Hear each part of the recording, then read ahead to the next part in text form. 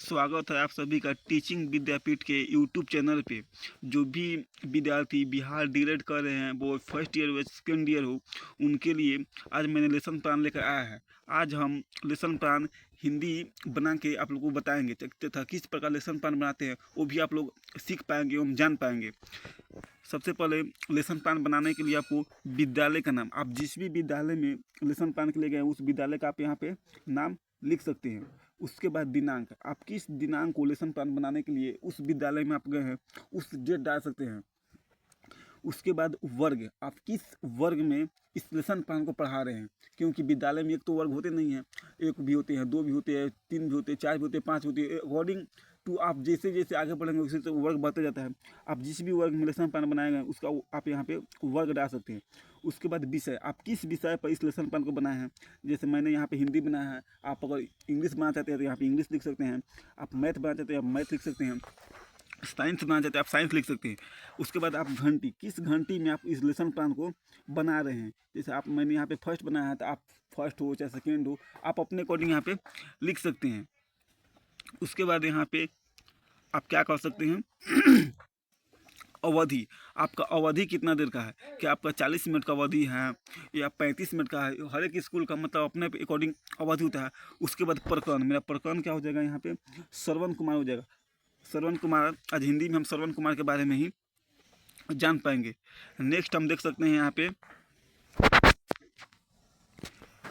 छात्र अध्यापक का नाम, आपका जो भी नाम है यहाँ पे आप लिख सकते हैं। उसके बाद समान उद्देश्य क्या, आप जो हिंदी पढ़ा रहे हैं, लेसन प्लान बच्चों को पढ़ा रहे हैं श्रवण कुमार के बारे में, तो इसका उद्देश्य क्या है। तो बच्चों में हिंदी विषय के प्रति रुचि जागृत करना है, यही ना उद्देश्य है, ताकि बच्चे क्या करें हिंदी विषय में अपना रुचि ले सके।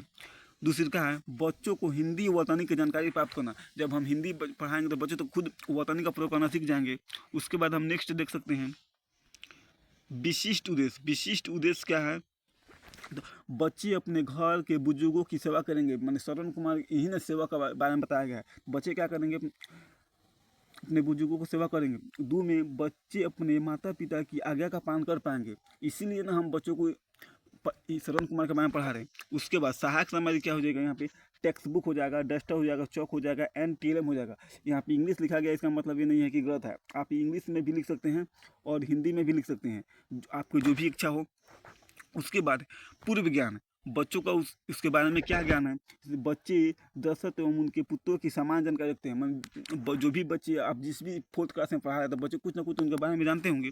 उसके बाद प्रस्तावना, अयोध्या के उस राजा का नाम बताओ जिनकी 3 रानियाँ थी।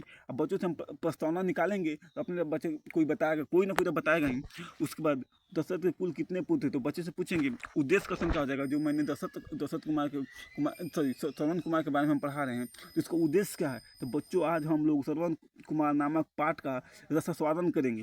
उसके बाद व्याख्या विधि, आप शिक्षण विधि कौन कौन सा आप प्रयोग कर सकते हैं, तो यहाँ पे है आप व्याख्या विधि का भी प्रयोग कर सकते हैं। व्याख्या के माध्यम से भी बच्चों को बता सकते हैं, या प्रश्न पूछ के भी बच्चों को हम बता सकते हैं। उसके बाद हमारे यहाँ प्रश्न पूछेंगे बच्चों से, श्रवण कुमार के माता पिता कैसे थे, तो बच्चे यहाँ पे छात्र की दशा में उत्तर देंगे अंधे थे। फिर हम नेक्स्ट क्वेश्चन बच्चों से करेंगे, श्रवण के माता पिता की क्या इच्छा थी, तो बच्चों से यहाँ पे पूछेंगे, बच्चे नहीं बता पाएंगे, क्या हो जाएंगे, मौन हो जाएंगे। तो फिर हम उसको क्या करेंगे, व्याख्या करेंगे। श्रवण कुमार अपने माता पिता का इकलौता पुत्र था, उसके माता पिता दृष्टिहीन थे, यानी क्या थे, दिखाई नहीं दे रहे थे। श्रवण कुमार उनकी भली भांति देखभाल करता था। एक बार उसके माता पिता ने कहा हम लोग तीर्थ यात्रा करना चाहते हैं। किसने कहा, श्रवण कुमार के माता पिता ने कहा। बच्चों को बताएंगे, परंतु हम लोग देख नहीं सकते हैं। श्रवण बोला आप लोग चिंता न कीजिए, मैं आप लोगों को तीर्थ यात्रा कराऊंगा। किसने बोला, श्रवण कुमार ने बोला।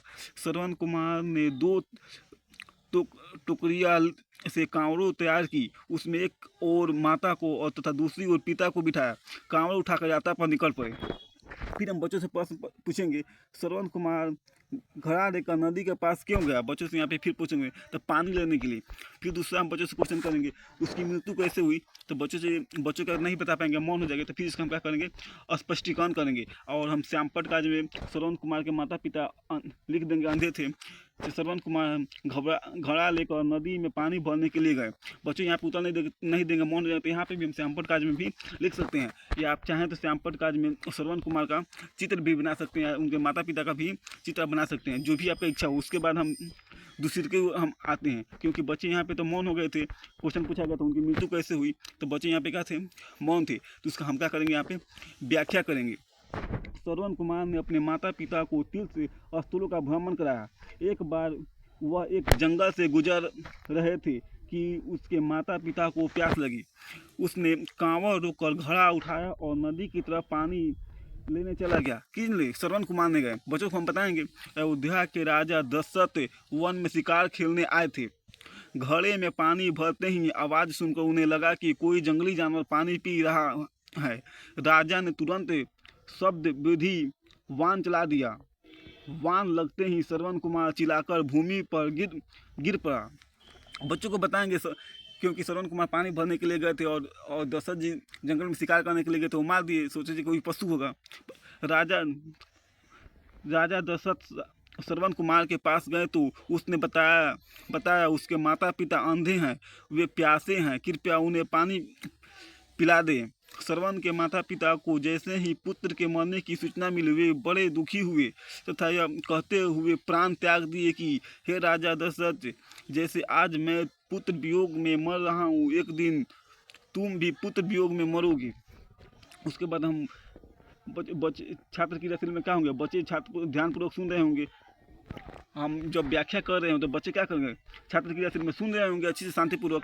उसके बाद श्रवण कुमार ने अपने माता पिता को तीर्थ स्थलों का भ्रमण किया। अब ब्लैक बोर्ड पर लिख सकते हैं।